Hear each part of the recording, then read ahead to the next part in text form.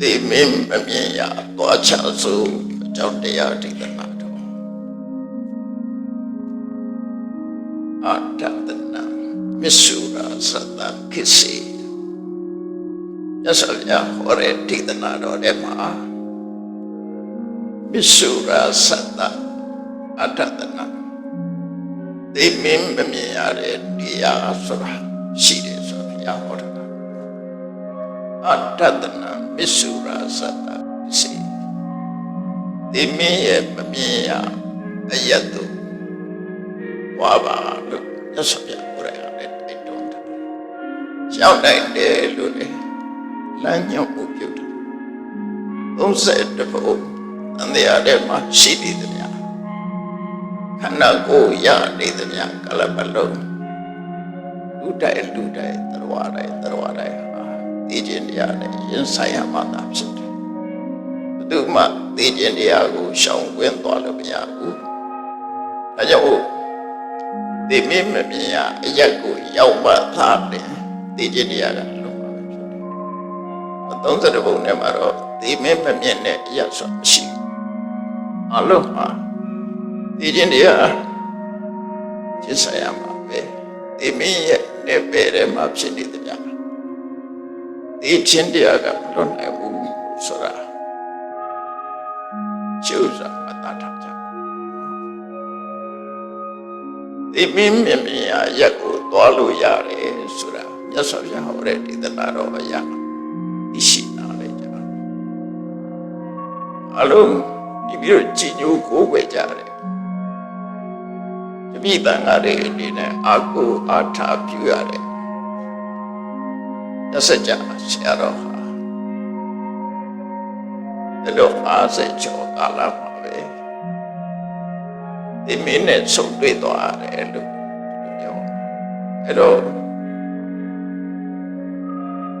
ရစကြဆရာတော်ရှိခုကဲ့သို့ဝဏ္ဏထံဆံရခြေကြောင့်ရစကြဆရာတော်ရဲ့တပည့်တရားရကမှာအဝကတိအနေနဲ့ဆုံးရှုံးနေတာမှုတစ်ခုရှိကြတယ်အဆုံးရှုံးတာတော့ဆိုတာသိရှိနာလဲဖို့လို့တယ်ပေါ့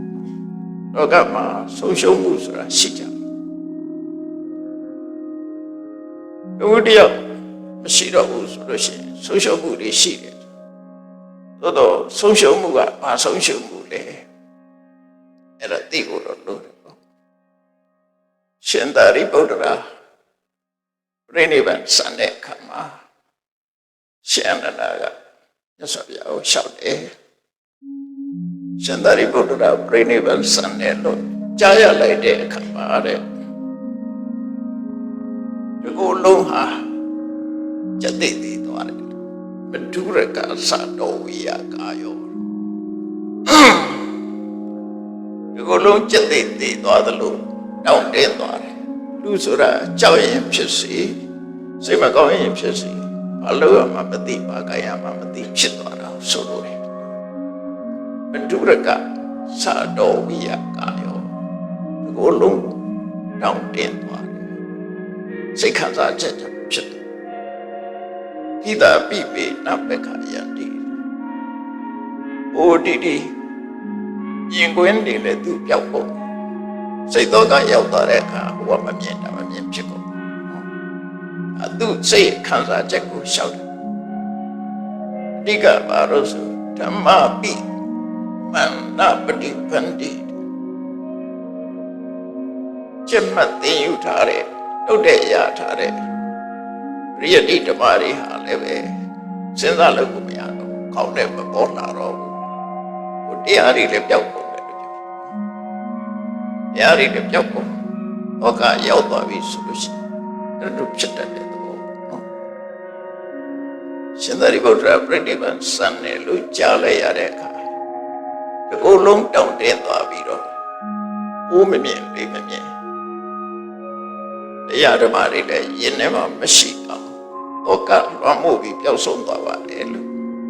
ဒီလိုရှောက်လို့ရမယ်နော်အဲ့ဒီလိုရှောက်တော့မြတ်စွာဘုရားက စပြပိတ်ကြလိုက်တဲ့စကားကဘယ်တမှမသားစရာကောင်းတယ်ရှင်သာရိပုတ္တရာပြိဋိဘံစံသွားတဲ့အခါမှာတဲ့အနန္တစီကနေပြီးတော့သီလတရားတွေသမာဓိတရားတွေပညာတရားတွေဝိမု ക്തി ဆိုတဲ့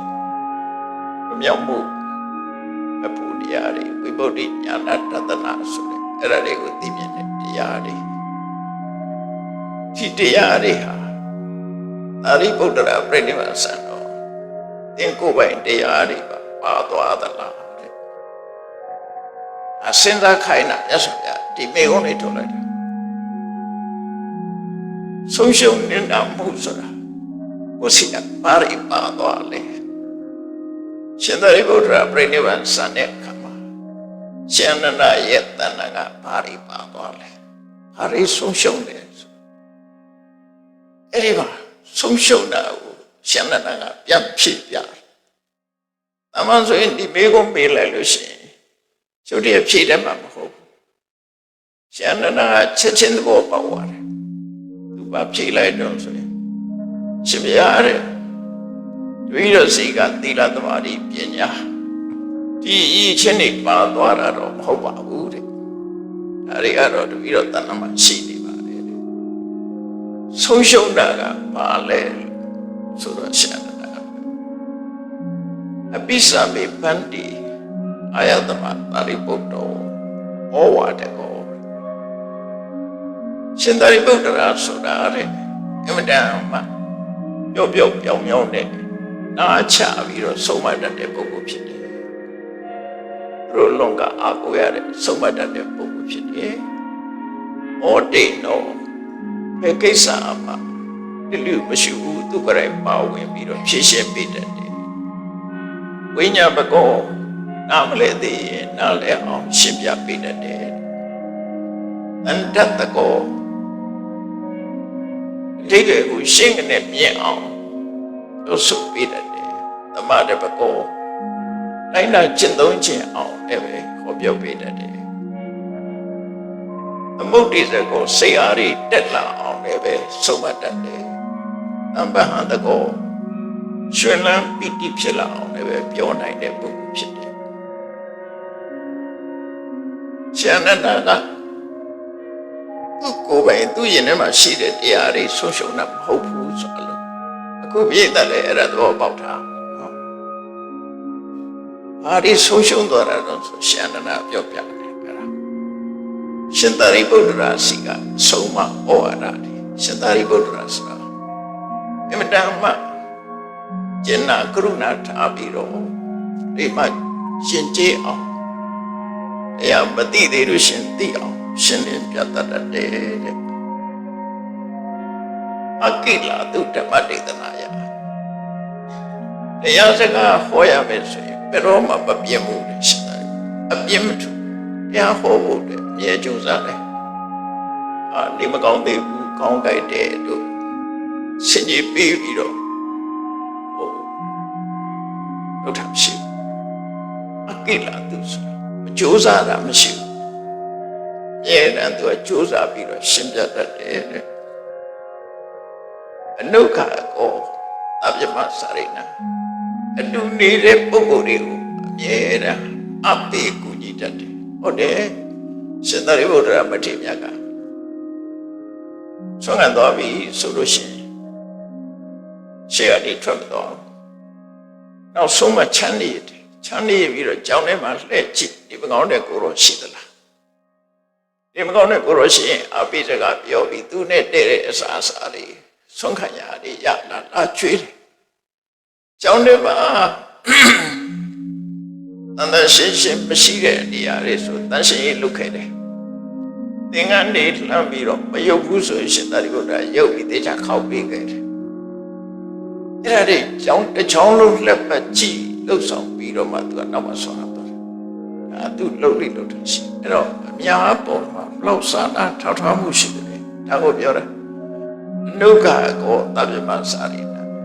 သူဒီပုဂ္ဂိုလ်တွေပေါ်မှာအလုံးကိုကုညီပေးတဲ့ပုဂ္ဂိုလ်ဖြစ်တယ်ဆိုပြီးရှင်နန္ဒကလျှောက်တယ် မယံအာယတမတောသရိပုတ္တတဓမ္မောဇံဓမ္မဘောဂံဓမ္မောဇံဓမ္မပရိဘောဂံဓမ္မဒုက္ခဒုက္ခရမှာရှင်သာရိပုတ္တရာပဋိမြတ်သူတို့ဘောရှင်နန္ဒကတပည့်တော်တို့ဘောရှင်သာရိပုတ္တရာရဲ့အကျဉ်းနာမေတ္တာထားပြီးတော့ချီးမြှောက်တဲ့စီနဲ့ရှိတဲ့ဓမ္မရေးစဉ်ကိုတိုက်ကြွေးမှုတရားနဲ့ချီးမြှောက်ကူညီပေးမှုကိုတပည့်တော်တို့ကတတိယနေချတာပါရှင်နန္ဒကျော်လို့ရသူစီကသီလသမာဓိပညာတွေပါသွားလို့ဆုံးရှုံးတယ်လို့ထင်တာပြောတာမဟုတ်ဘူးတဲ့ရှင်သာရိပုတ္တရာမထေရပြိဋိဘံစံသွားတဲ့အခါမှာရှင်သာရိပုတ္တရာရဲ့အကူအညီတွေသူတို့မရတော့ဘူးရှင်သာရိပုတ္တရာရဲ့ဆုံးမစကားတွေမကြားရတော့ဘူးအဲ့ဒါအတွက်ဆုံးရှုံးတာပါဆုံးရှုံးတာလို့ဆိုသိအခုလည်းပဲညစကြအဝကတွေနဲ့ကြည့်အဆုံးရှုံးတာတော့ဆရာတော်တက်တော်ထင်ရှားရှိတဲ့အချိန်မှာဆွဆွမာတဲ့စကားတွေစပြီးပို့ချပေးမှုတွေလမ်းညွှန်ပေးမှုတွေဒါတွေမရတော့ဒါတွေဆုံးရှုံးသွားတာလို့ပြောဒီပြင်ဆုံးရှုံးမှုမဟုတ်ဘူးဘုရားတို့တယောက်စီကရှားရှိနေတဲ့တန်ဖိုးမပြတ်တဲ့ဆုံးမစကားတွေဆုံးရှုံးကြတယ်အဲ့ဒါအတွက်စိတ်မကောင်းဖြစ်တယ်ရသော်ပြပေးလိုက်တဲ့မိကွန်းကလည်းမတတ်ကောင်းတယ်ဆုံးရှုံးသွားတဲ့ဘဝနဲ့တံပြန်လို့သွားတဲ့သို့မဟုတ်ပြိဋိဘံဆံသွားတဲ့ရှင်သာရိပုတ္တရာနောက်ကိုယ်တဏ္ဍာတရားတွေပါသွားတာမဟုတ်ဘူးသို့တော့ရှင်သာရိပုတ္တရာကချီးမြှောက်တဲ့အချက်တွေကိုမရတော့အဲ့ဒါအတွက်စိတ်မကောင်းတာပါအဲ့ဒါပဲအခုဆုံးရှုံးတယ်ဆိုတာဘာဆုံးရှုံးတာတော့ဒီအဲ့ဒီဆုံးရှုံးမှုကတော့ပြန်မရတော့တဲ့ဆုံးရှုံးမှုလို့ခေါ်ရမှာပုဂ္ဂိုလ်စီကတိုက်ရတဲ့ဆုံးရှုံးမရနိုင်တော့ဘူးသို့တော့တတော်ဆရာရှိတဲ့အချိန်ကာလတုန်းကဆုံးမဩဝါဒပေးခဲ့တာလေစာပေပို့ချပေးခဲ့တာလေရှင်းလင်းပြသပေးခဲ့တာလေဒါတွေကိုတော့ပြန်လဲပြီးတော့ကျမ်းနာလို့ဖော်ထုတ်လို့ရနိုင်ပုဂ္ဂိုလ်တယောက်မရှိတော့ဘူးဆိုဆုံးရှုံးဖို့အဲ့ဒါဥဆောင်မှုပေးတာတွေမရှိတော့ဘူးဆုံးရှုံးသွားတယ်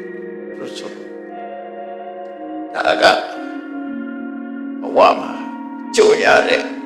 လူတိုင်းကြုံရမယ့်အခက်အခဲတခုအပြင်ဟုတ်ပြီဘာဖြစ်လို့ဆုံးရှုံးရတာလဲလူရဲ့အသက်ဆိုတာကဘယ်တော့မှထာဝရဆိုတာမရှိဘူးအဲ့တော့မြတ်စွာဘုရားဟောတဲ့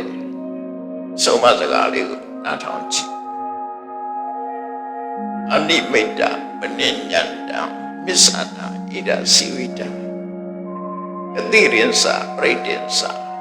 ဣစ္ဆာဒုက္ခိနတန်ယုတံသံလသုတ်တံမြတ်စွာဘုရားဟောတာအသက်ရှင်နေတဲ့ပုဂ္ဂိုလ်ရောကြည့်လိုက်ကိုယ်အသက်ကိုရရှိထားတဲ့ပိုင်ဆိုင်ထားတဲ့ဆိုတဲ့အသက်ဆိုတဲ့စီဝိတ္တအားတဲ့အနိမိတ်တာမျက်ခြေပြအရေးရောင်ပြပြီးဆိုင်ငံထားလို့မရတဲ့အရာဖြစ်တယ်ခုမသိနဲ့အောင်သောသေးတယ်လှုပ်ရှားလေးရှိသေးတယ်ဆိုပြီးပြပြီးတားလို့မရတဲ့အရာဖြစ်တယ်အနိမိတ်တာဆိုဆိုင်ပြပြီးတော့တားလို့လည်းမရဘူးအရေးခြေပြထားလို့လည်းမရဘူးအနိညာတံဆိုတာဘလို့နေရမယ်ကိုရထားတဲ့အသက်လေးဟာ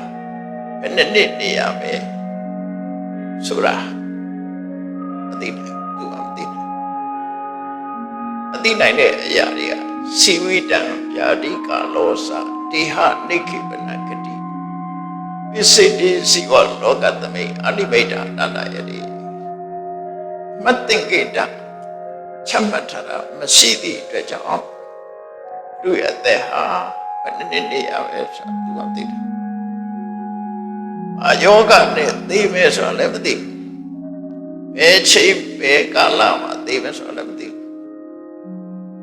ဘယ်မှာကိုယ်ခန္ဓာကိုမြုပ်နိုင်ရမယ်သိကြရမယ်ဆိုလည်းမသိ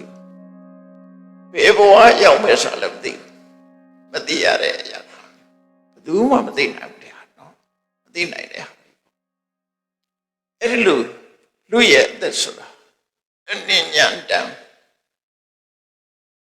ဘယ်ရေးပဲဗျာနေရမယ်ဆိုတာမသိဘူးအဲ့ဒီနေရာမှာလူအသက်လို့ပြောတာအတိပ္ပယ်ကိုကြည့်ပဲဆိုရင်တော့စတုမာရေနတ်ဒီဆိုလို့ရှိရင်သူတို့တက်တန်းနဲ့ဆိုရင်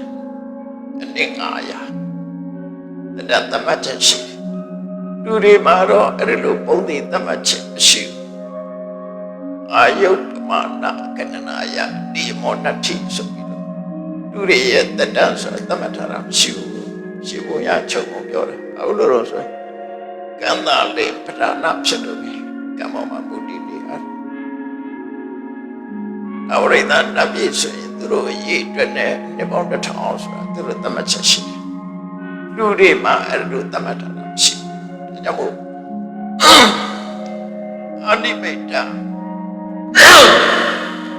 အနိမိတ်တမနိညာတံမစ္ဆနာဣဒစီဝိတဒီတော့ကမှာလူတွေရဲ့အသက်ဆိုတာတဲ့ဆိုင်းပြပြီးတော့ဒါလို့လေအရေးရောင်ပြထားလို့လည်းမရဘူးနောက်နေရမယ်ဆိုလည်းမသိနိုင်ဘူးတဲ့မသိနိုင်အောင်နဲ့ဒါလို့ဆိုကတိရိယစပရိတ္တစဒီအသက်ရှိဖို့အတွက်ဓမ္မခက်ခဲတယ်အမှန်အပြင်လူတွေကအသက်ရှင်ဖို့လွယ်တယ်လို့ထင်ကြတယ်သို့တော့အသက်ရှင်ဖို့အတွက်အလုံးကိုခက်တယ်ဘာဖြစ်လို့ခက်တာတော့လို့ဆိုအသက်ဆိုတဲ့စီဝိတာသူကသူယက်တိနိုင်ဆိုတာမရှိဘူးယက်တိနိုင်တာမရှိဘူးသူကဘယ်ပေါ်မှာ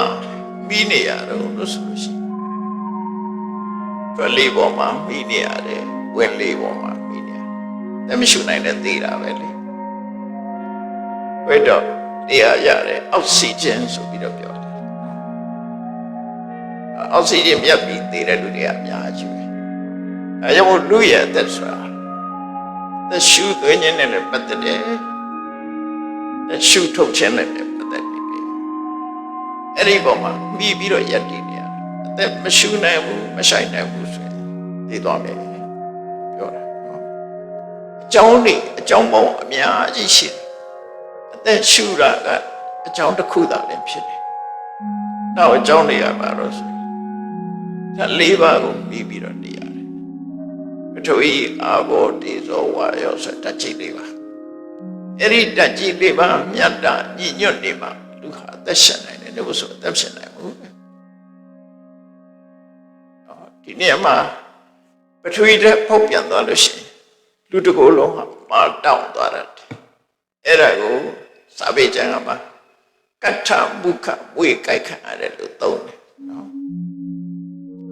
အဘောရပစ္စည်းသွားပြီဆိုလို့ရှိရင်ဒီကိုယ်လုံးပုတ်အဲ့ဒါကြတော့ဝါရတဲ့ဖောက်ပြန်တယ်ဒီဆိုတဲ့ဖောက်ပြန်လို့ရှိရင်ဒီကိုယ်လုံးဟာပူလောင်သွားတယ်အဲ့ဒါကြတော့အခိမုခဆိုဝေကိုက်ခံရတယ်စိတ်ပေးမျိုးနဲ့ဝေလေးမျိုးနဲ့နိုင်ရှိပြီးတော့ပြတ်တယ်ဒီပြတ်သွားတယ်ဆိုလို့ရှိရင်ဒီကဖောက်ပြန်ပြည့်စည်ပြီဆိုရင်အတ္တမုခဝေကိုက်ခံရတယ်ဒါနဲ့ခုတ်လိုက်တယ်လို့အဲ့တော့ထင်ရှားတယ်ဒီဖြတ်သွားတယ်ဒီဖြတ်သွားတယ်လို့လည်းသိတာပဲလေအဲ့တော့ဓာတ်ကြီးလေးပါးကိုမြင်ပြီးတော့နေရတဲ့အခါကျတော့ဓမ္မခက်ခဲတယ်သက်ရှင်အနေကပစ္စယပฏิပတ္တဩဒိတုအကြောင်းမျိုးမျိုးနဲ့ပတ်သက်ပြီးသက်ရှင်နောက်တစ်ခုကဘာလို့ဆိုအစာစားရမှာသက်ရှင်အစာမစားရရင်လည်းသိနိုင်တယ်အစာပေါ်မှာလည်းမိတိနေရတယ်နောက်တစ်ခုကဘာလို့ဆိုဥတ္တမလို့ဆိုကိုငွေကံကြောင့်ဖြစ်တဲ့ဥတ္တမတေဇောတအဲ့ဒါမရှိရင်လည်းသိသွားတာပဲ နောက်တစ်ခုကဝိညာဏသုဒ္ဓနှစ်ခုမှာမြတ်စွာဘုရားဟောတယ်အာယုဥတ္တမသဝိညာဏจตကာယသဟန္တိမအပဝိတောတတသေတိနိရထဝကလေကရသူရဲ့ခန္ဓာကိုယ်ဟာအာယုဆိုတဲ့စီဝိတဥတ္တမဆိုတဲ့အပုငွေတိဇောတဝိညာဏလို့ဆိုတဲ့အသိစိတ်အဲ့သုံးခုဒုက္ခနာကိုဆုံးခွာသွားပြီဆိုရင်သိတယ်လို့သတ်မှတ်တယ်အခုကိဆရာဝန်တွေကတော့နှစ်ချက်လေးနဲ့နှထောင်ပြီးနှလုံးမခုန်ရင်သိတယ်လို့သတ်မှတ်တယ်ရသော်ပြသတ်မှတ်ပုံကအဲ့လိုမသတ်မှတ်အဲ့ထဲပဲတခါတည်းဝိညာဏဆိုတာမရှိတော့လည်းပဲအသိစိတ်မရှိတော့လည်းပဲအာယုနဲ့ဥတ္တမနှစ်ခုရှိနေသေးလို့ရှိရင်သက်ရှင်အာယုဆိုတဲ့ဇီဝိတရဲ့ယုတ်ဇီဝိတရဲ့ဥတ္တမဆိုတဲ့အာယုဆိုတဲ့ယုတ်ဇီဝိတဥတ္တမဆိုတဲ့အငွေဒီနှစ်ခုသည်ပြန်မှန်ရှင်တွဲပြီးတော့ဘဝမှာဆက်နိုင်သေးတယ်လို့ဆိုတယ်အဲ့ဒီနှစ်ခုကအဓိကအာယုပဋိစ္စဥတ္တမပဋိစ္စအာယုချမ်းခြင်းအပြန်မှန်ရှင်တွဲပြီးတော့သက်ရှင်ရတယ်ဝိညာဉ်ဆိုတာ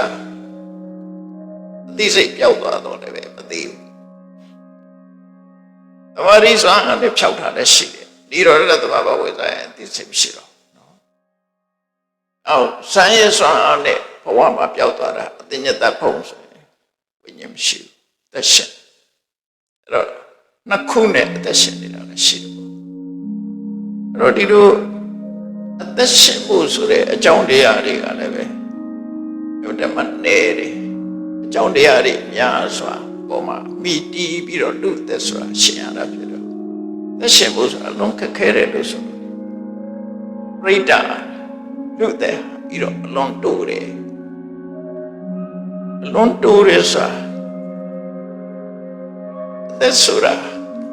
နန်စီဝီတိတ်တွေကိုခေါ်လို့ရှိရင်ဟိုစက္ကန့်နဲ့ပြောမှဆိုရင်3စက္ကန့်ပေါ့နော်ဒါတော့ရှိပါတယ်စိတ်ဆိုတာဥပတိပြင်ဆိုတော့3ရက်ပဲရှိရှုဇီဝိတဆိုရင်စိတ်ပေါင်း19ခုအဲ့လိုပဲဖြည့်တယ်ပို့ပြီးသက်ရှင်တာဟုတ်ဒါကြောင့်မို့လို့ဒီလူတွေရဲ့အသက်ဆိုတာယုတ်တမတိုးတယ်စိတ်တဲ့ခဏတော့ဥဒ္ဒံအဘဝိနာပြိတ္တစိတ်တဲ့ခဏတစ်ချက်များတာအသက်ရှင်တာဖြစ်လို့ယုတ်တမတိုးတော့အဲ့တော့တိုးတယ်ဆိုတဲ့နေရာမှာအကြောင်းနှစ်ခုပြထားတယ်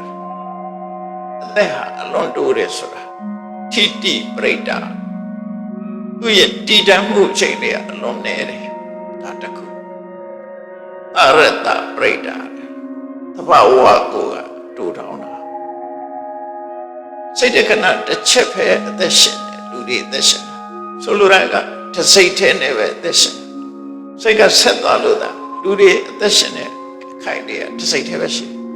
တော့ထင်ရှားအောင်ပြောရင်လူရဲ့အသက်ဟာတစ်စက္ကန့်နဲ့တိုးရင်တိုးမှာပေါ့တစ်စက္ကန့်လို့ဆိုပါစို့လူရဲ့အသက်ဟာသဘာဝကတစ်စက္ကန့်ပဲရှိအဲ့ဒီစက္ကန့်ပေါ့များစွာဆက်သွားလို့သာအသက်ရှင်တယ်လို့ပြောနေကြတာသူ့တက်တန်းကဖြစ်ပြီးပြတ်သွားပြီနောက်ထပ်အသက်ဖြစ်လို့သာမသိဘူးထင်နေတာသိတဲ့အချိန်ပေါင်းကမြောက်များစွာအကြောင်းမို့စီဝိတံအတ္တဘာဝောသဒုက္ခဒုက္ခသကေဝလာဧကစိတ်တသမာယုတ်တဒွိဟိလဟုသောဝတ္တတိခနောတကယ်ကိုလင်းနေမြဲမြဲပြည့်စည်တာ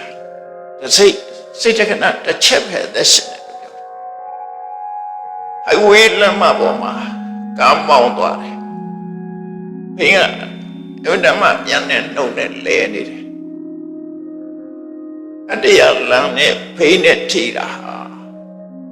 တထွားသားလေးပဲထိတယ်ကျန်တာတွေလွတ်ကျန်တာတွေလွတ်အဲ့ဒါလိုပဲလူတွေအသက်ရှင်တာတစ်စက္ကန့်ပဲသက်ရှင်အဲ့ဒီစက္ကန့်ချင်းဆက်သွားလို့သာမသေးသေးဘူးပြောနေကြတာအဲ့တော့အသက်ဟာအဲ့လောက်ထိအောင်တူတောင်းတယ်လို့သူတို့ဆိုဆုံးလတိတိသဟတာတိ ကပ္ပဒိဋ္ဌံတိယေဘမဟာကတ်ရှိတော်လေးတော်ကဘာပေါင်းမြောက်များစွာအသက်ရှင်နေဆိုတဲ့ပြမကြီးတွေဟာလည်းပဲတဲ့နှစ်စိတ်နဲ့အသက်ရှင်တာမဟုတ်ဘူးတစ်စိတ်နဲ့ပဲအသက်ရှင်တယ်ကဘာပေါင်းများစွာအသက်ရှင်နေတဲ့ဟာလည်းပဲစိတ်တစ်ခုနဲ့ပဲအသက်ရှင်တယ်တစ်စက္ကန့်ပဲအသက်ရှင်တယ်လို့ဒီလိုပြောတာနော်အဲ့တော့လူအသက်ဆိုတာယုံဓမ္မတူတယ်အသက်ဆိုတဲ့ဇီဝိတဟာရှုပ်ဇီဝိတဆိုရင်သူနဲ့ဖြစ်ပေါ်ဖြစ်ပဲကမ္မဇာယုတ်တိစေတဇာယုတ်တိပုရုဇာယုတ်တိအလုံးချင်းချင်းရုပ်တစ်ခုနဲ့တစ်ခုအကွယ်ဆောင်းလျှောက်တာမရှိဘူးတစ်ခုပြည့်အကုန်ပြည့်ပဲအကြောင်းမို့ခန္ဓာ၅ပါးကိုဝဋ္ဌကလို့ပြောတယ်ရုပ်ပြည့်ရင်လည်းနန္တရားတွေပြည့်သွားနန္တရားပြည့်ရင်လည်းယုတ်တရားတွေအကုန်ပြည့်သွားအလုံးဟာပြိုကျသွားဆိုအညမညပရိပါဒယတိတဲ့ချင်းချင်းတပ်ဖြတ်သွားတယ်နန္တရားတွေကတစ်ခုသိရင်ကျန်တာတွေလိုက်သိတယ်ဟုတ်နော်အညမညတာဟိနတ္ထိဒါယိတာချင်းချင်းကိုကာဝယ်ဆောင်ရှောက်ထိမ့်ပြီးတယ်ဆိုမရှိဘူးတစ်ခုပြည့်ရင်အလုံးပျက်စီးသွားကြတယ်ဒီလိုဆိုတာနော်တင်္စဒုက္ခိနတန်ယုတအလောက်တူတောင်းနေတဲ့အသက်တောင်ပါပဲချမ်းချမ်းသာသာနဲ့အသက်ရှင်ရတာလားဆိုမဟုတ်ဘူးဒုက္ခနဲ့အသက်ရှင်ဒီထဲမှာအေလို့ဒုက္ခဖြစ်တာပူလို့ဒုက္ခဖြစ်တာအကောင်းလောင်းကိုင်လို့ဒုက္ခဖြစ်တာအဲ့ဒီဒုက္ခတွေကလည်းအများကြီးဒီထဲမှာလူမမြင်ရတဲ့ဒုက္ခပါဒုက္ခသုံးမျိုးတယ်ဒုက္ခဆိုတဲ့အတိုင်းစိတ်ဆင်းရဲတာကိုယ်ဆင်းရဲတာဒုက္ခဆိုတဲ့အတိုင်းတကယ်ဒုက္ခစာလို့ပြောရင်တော့ဒုက္ခသာအကုတ်ကဝိညာဉ်နဲ့ထောသမှုတွေ့ပေါ့နော်စိတ်ဆိုးနေရင်လည်းဒုက္ခကိုယ်ခဏကိုမှနာကျင်နေရင်လည်းဒုက္ခအဲ့ဒါဒုက္ခဝိပရိနာမဒုက္ခဆိုတာဒုက္ခဝေဒနာလူတွေကသတ်မှတ်ထားတဲ့ချမ်းသာတယ်ဆိုတဲ့ဒုက္ခဝေဒနာတည်အခဏလေးဖြစ်ပြီးပြောင်းသွားတဲ့တပြိုင်နက်ဒုက္ခဖြစ်ရောက်သွားတယ်ဒုက္ခလည်းဝိပရိနာမဒုက္ခကိုခေါ်တယ်နောက်ဒုက္ခတစ်ခုကတော့သင်္ခါရဒုက္ခဆိုတာသဗ္ဗေသင်္ခါရအနေဆိုဖြစ်ပြီးပြတ်တာအဲ့တော့ဒီဒုက္ခ၃မျိုးနဲ့တွဲဖက်နေတာလူတွေရဲ့အသက်ဟာနော်ဒုက္ခနဲ့လည်းရင်ဆိုင်ရမယ်ဝိပရိနာမဒုက္ခနဲ့လည်းရင်ဆိုင်ရမယ်သူတို့ကိုယ်တိုင်ကသင်္ခါရဒုက္ခတွေဖြစ်နေတယ်ဒုက္ခ၃မျိုးနဲ့ကြောဒါကိုပြောတာဆိုတင်္စဒုက္ခိနတန်ယုတအဲ့တော့လူသက်ဟာကောင်းနိုင်စရာဘာမှမရှိဘူးဒါကြောင့်မို့မြတ်စွာဘုရားသုတ္တန်တစ်ခုမှာအပ္ပမာယုမနုဿာနာဟိလေယနာသူပေါ်ရိတောလူအသက်ဆိုတာတိတူတယ်ဒါကြောင့်မို့အထင်မကြီးကြပါနဲ့မချီးမွမ်းပါနဲ့အသက်ကိုသွားမချီးမွမ်းပါနဲ့ချုပ်ချပါစရိယဒိဋ္ဌတိတော်ပါလောက်ထီအောင်အသက်ပေါ်မှာတတိထားရမလဲလို့စရိယဒိဋ္ဌတိတော်ပါခေါင်းကိုမီးလောင်နေလို့ရှိရင်ညှိ့သက်ဖို့လိုရမယ်ကျန်တဲ့အသားထားနောက်နေတဲ့မီးကိုငြိမ်းအောင်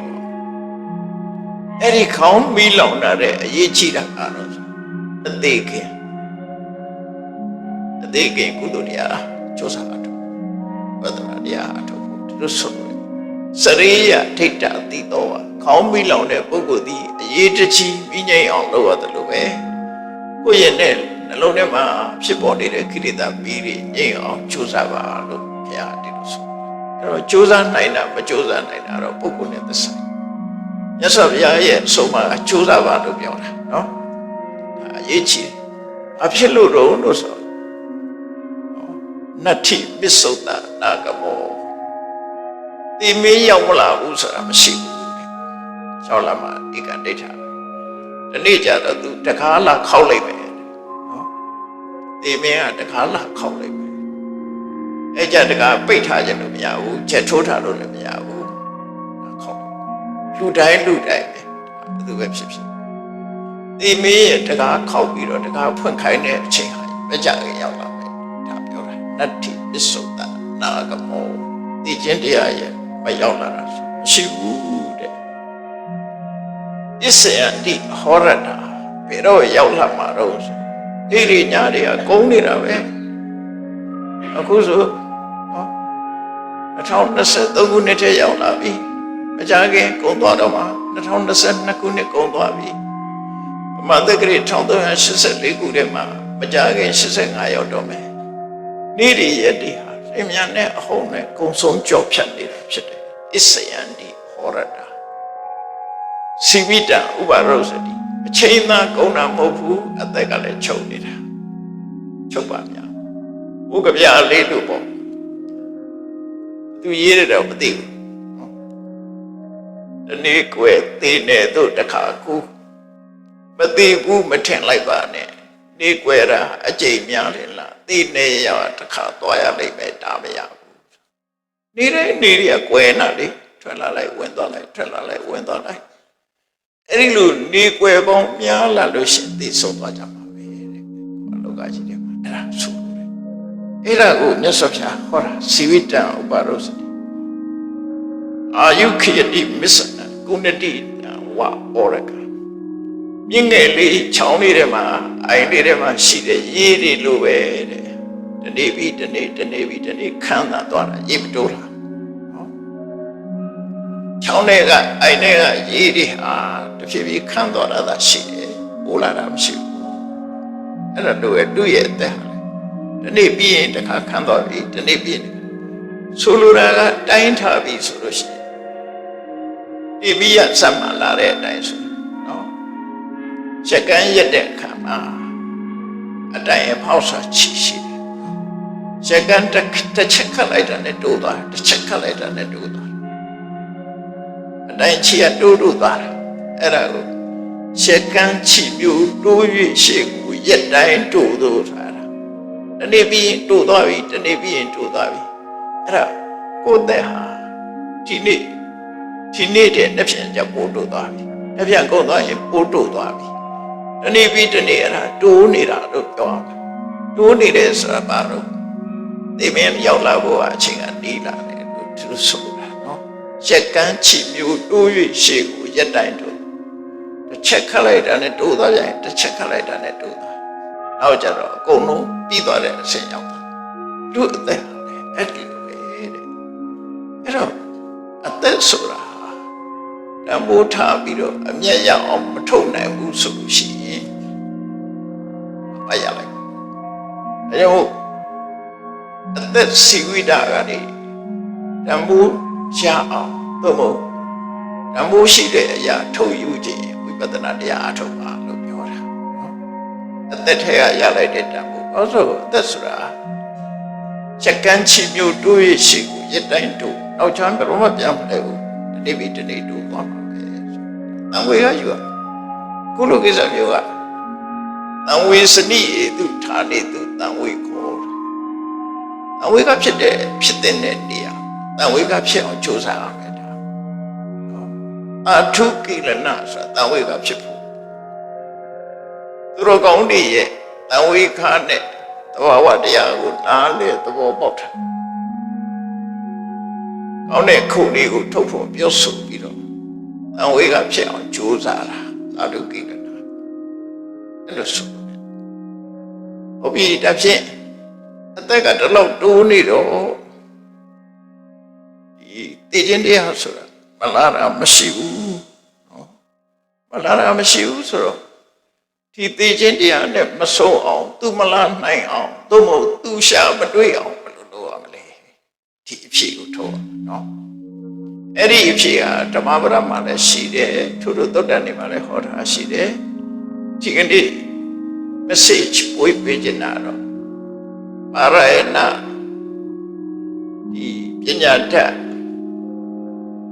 ဘုံနာ16ယောက်ကပေးတယ်တဲ့ပဲမောဂရာစာဆိုတဲ့ဒီပြီးတော့ကြောင်းသားပေါ့လေဒီနေ့ကိုသင်နေတဲ့ပြမနာဘာဝတိပုံနာကြီးရဲ့တတိတွေမောဂရစာပေးတဲ့မိကွန်လေးကိုကြည့်မောဂရစာဆိုတဲ့ပုဂ္ဂိုလ်ကသူ့လက်တာကိုသဘောပေါက်တယ်သဘောပေါက်တော့သူမေး Katan loki awakanda misubasa napadati. Tu made a big on it. Loka ji oma pelu mienu shi the ming a madui neither. And what the ming madui on pelu loka ji go poma shumi amle. Now we better not look no? Loka ji go pelu mi amle. The ming madui on loka ji go pelu amle. Sodura the ming minute ya yapo. Hello, Amly. She the Kutu. Yes, Abyaga, Eddie, she horror, they would Matana. Yes, Abyaga. Dunya door local, awaken to Moga Raza at the door. Do Name who call you, yes, Abyaga. Moga Raza, me, a maid and the detail below. Kanda Sure Loga G. Iron Nasre Loga Chi, Tinkaras Loka Chi, no? Loka go, Dunya Shimia, Michiba. Loka go, Dunya Ninemia, Chibas. Dinyama, Dunya Sarab Abiorane. Loka Sarab Abiorane. Genu Yomase, Loka Sura, Jonena, Naku Yore. Jonena Naku Loka Lupiore, Kanangaba go Loka Lupiore, Iron Sandaba Loka Lupiore, the Seshima Loka Lupiore. Loka this out Loka Lupiore. Loka Sura, the Chow Yoramohu, Jonena Naku. Ero, Dunya do Loka, we can do. Eri Yona Sure Loka go Pelushua Blaze. Dunya do shoot. Dunya do shoot. Umame, again, Udo, Quenty like that come. Abioja, and the Urema Mamshi. Mamshi was a Shira Bashi, Uroshi. Mamshi would have been Uroshi. Saud Gure, the Gam Quenty like that, had to remember to Mamshi. Sauroshi. Era Lube, Shonena, Nakudema. Mashira Gabale. Asura Mashiu, Asam Shiu. Shona no shide, solely. Ero, Duriga, Yonen Nangu, Trawa Lutinida, A Lutinida, Tu Lutinida. Naha Lutinida, Tuha Lutinida. Era Piao Shukanabe. No? Donya do Loga, Awakened. Shona Sure Loga, go, Donya. Shona Nema. Asura Shibu, Asura Shibu, the Wasura Lem Shibu, the Waga Baina Lem Shibu. Eram so good. Ero Yonan Lube Miauchi. Asure, do moons in Asure. Asura Baro, Teti, Yemi. Asura, Dana Yemi. Tetine, Dana, the Ubara. Runakua Swelana. Mama di Priyotatai, yes, of Yahore. The Kadianjaro Ada Adania. Shonango, Aluta,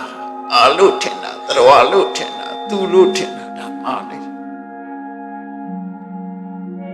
Shonango, Yona Lube Miao Chiabe, Era Tonyabe.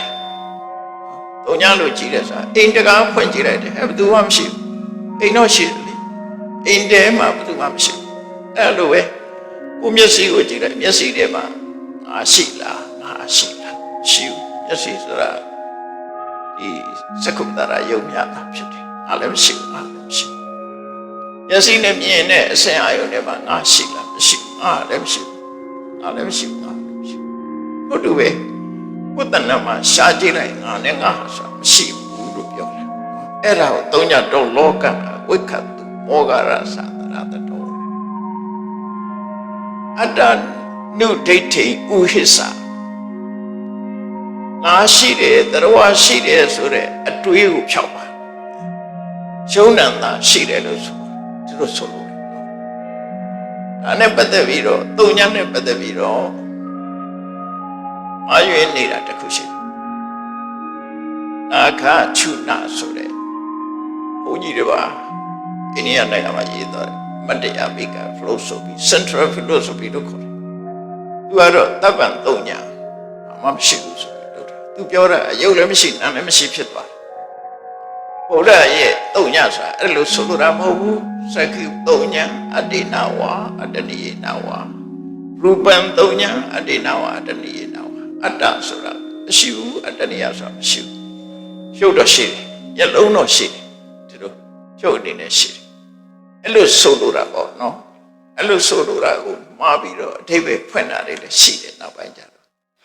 သုံးညဆိုတာဘာမှမရှိတာပြောတာမဟုတ်ဘူးကိုယ်တဏ္ဍမှာ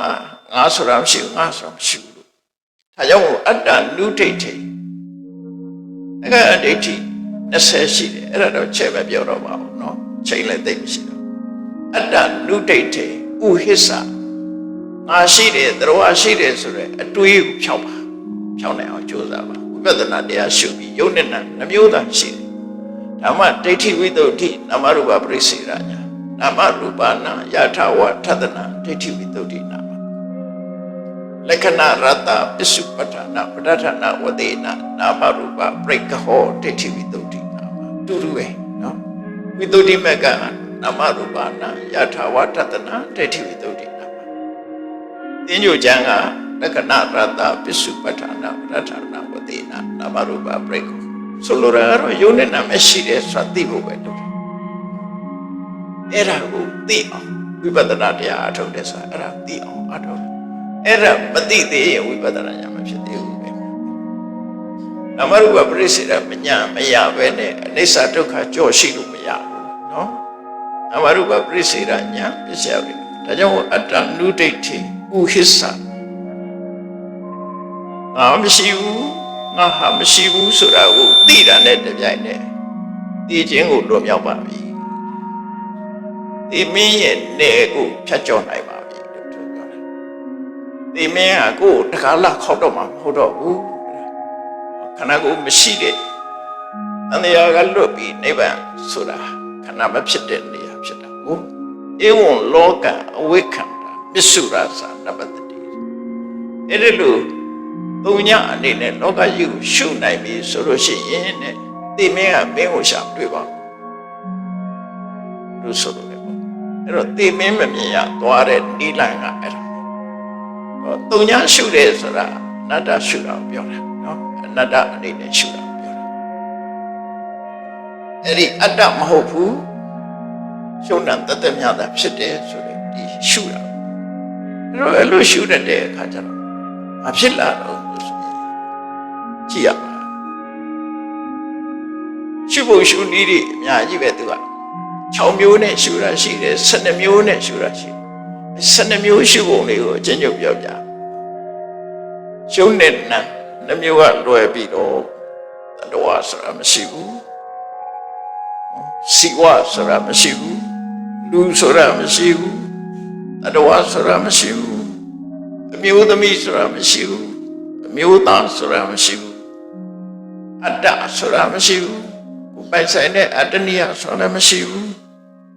နာဟံငါလည်းမရှိဘူးနာမမငါလည်းမရှိဘူးနာကောစိ